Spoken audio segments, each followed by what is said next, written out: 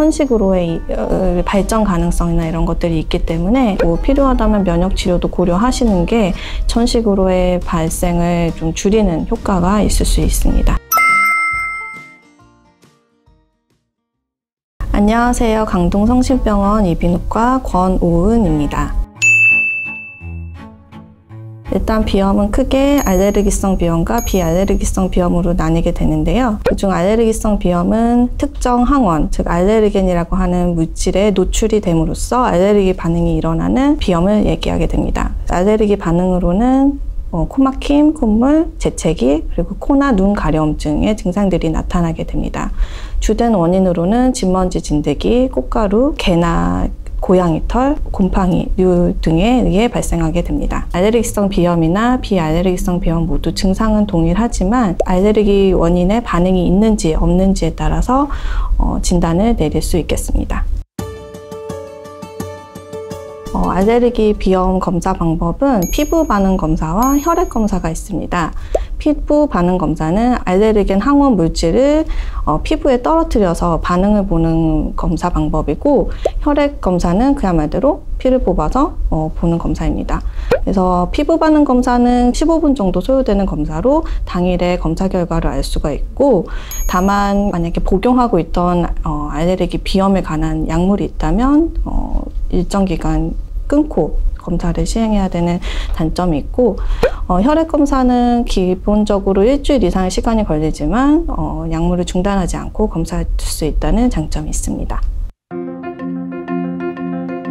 먼저 알레르기 비염의 주 증상들은 코막힘, 그리고 흐르는 콧물, 그리고 가려움증, 재채기의 증상들이 나타날 수 있습니다. 이게 다 나타날 수도 있고 이 중에 몇 가지만 나타날 수도 있게 되는데요. 이런 경우에는 내가 어떤 물질에 알레르기가 있는지를 먼저 검사를 하고 정확히 원인을 파악하는 것이 중요합니다. 그래서 알레르기성 비염으로 진단이 되면 먼저 해볼 수 있는 치료 방법은 회피요법, 그리고 약물요법, 그리고 면역요법, 그리고 수술적 치료 방법이 있습니다.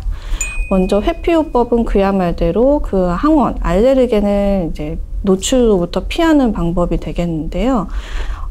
이거는 이제 원인을 알아야 피할 수가 있겠죠. 그래서 검사를 해봐야 하는 것이고, 그거에 대해서 원인을 알게 됐다면 이 부분을 최대한 피하게 되는 건데요. 가장 흔한 원인은 진먼지 진드기로서, 진먼지 진드기는 주로 우리 침구류나 그리고 천으로 된 커튼, 그리고 카페트, 그리고 솜이 든 인형 같은 거에 많이 있습니다. 그래서 최대한 이런 것들은 좀 치워주시는 게 좋겠고, 베개나 침구류 커버는 뜨거운 물, 55도 이상의 뜨거운 물로 세탁을 해주시는 게 좋겠고, 습도는 50% 이하로 좀 건조하게 유지시켜주는 것이 좋겠습니다. 그 외에도 개털이나 고양이 털에 알레르기가 있다 그러면 그 부분은 피하시는 게 좋겠고, 꽃가루에 알레르기가 있다고 진단받으신 경우에는 꽃가루가 성행하는 시기에는 최대한 야외 활동은 자제해 주시는 게 좋겠습니다. 그리고 다음으로는 약물 치료가 있는데요. 약물 치료는 비강 내에 뿌리는 비강 내 스테로이드제가 있고, 항히스타민제와 같은 경구 약물 치료가 있습니다. 그 외에도 면역요법과 수술적 치료 등을 고려해 볼 수 있겠습니다. 약물 치료는 알레르기 반응에 나오는 물질을 억제시키는으로써 알레르기 반응 시에 나타나는 코막힘, 콧물, 재채기, 가려움증 이런 증상들을 완화시켜주기 위한 목적으로 쓰는 겁니다. 그래서 완치의 개념은 아니고 증상을 조절한다라고 보시면 되겠습니다. 그리고 수술적 치료는 사실 이거 알레르기성 질환이기 때문에 수술로 완치라고 말씀드리기는 어렵습니다. 다만 알레르기 비염이 오래된 경우 비후성 비염이 발생할 수가 있고, 주 증상이 코막힘이 나타나게 되는데, 코막힘의 원인에는 비염뿐만 아니라 비중격 망곡증 등의 다른 구조적인 원인이 있을 수 있기 때문에 이것이 정확한 진단으로 동반이 되어 있다 그런 경우에는 수술적 치료로 코막힘을 조금 완화시켜 줄 수 있는 그런 치료 방법으로 생각해 볼 수 있습니다. 그래서 정확한 전문의 진단을 받는 것이 중요하겠습니다. 네, 당연히 가능합니다.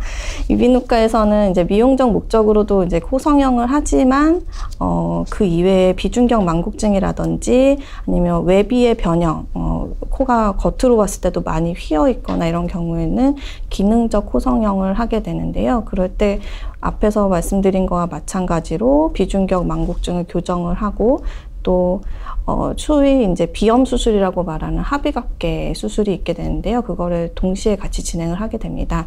그래서 알레르기 비염 환자분이더라도 미용적이거나 기능적 코 성형은 모두 가능하고 하게 되는 경우 이제 동시에 그런 비염 수술을 같이 진행할 수 있다라고 알고 계시면 되겠습니다.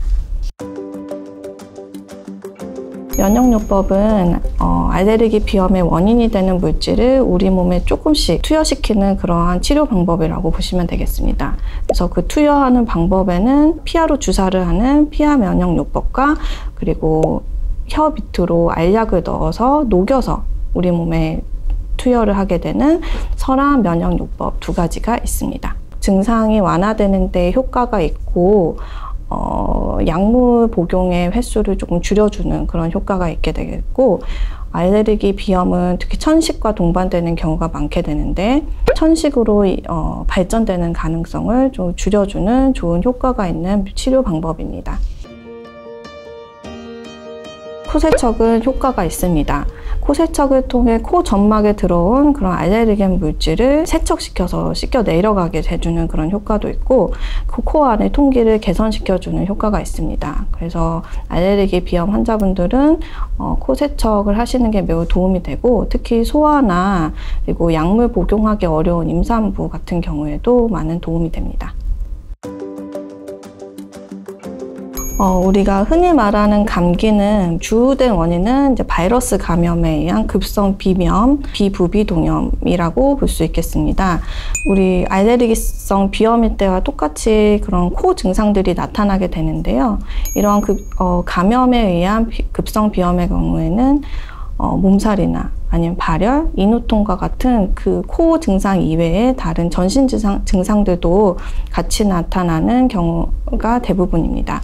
그리고 바이러스 감염이 시간이 지남에 따라 이런 증상들도 수일이 지나면 점점 호전되는 양상을 보입니다. 알레르기 비염 같은 경우에는 그 알레르겐 노출이 계속되는 경우에 증상이 계속된다는 그런 특징을 볼 수 있겠습니다.